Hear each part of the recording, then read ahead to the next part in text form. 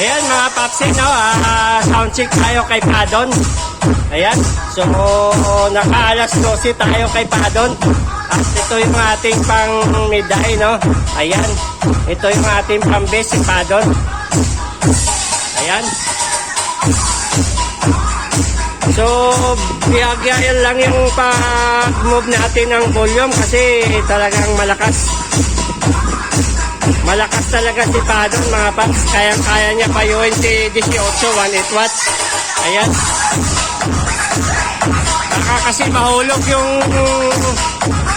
Johnson fighter natin na nakapatong sa taas kasi hindi siya nakatali mga paps.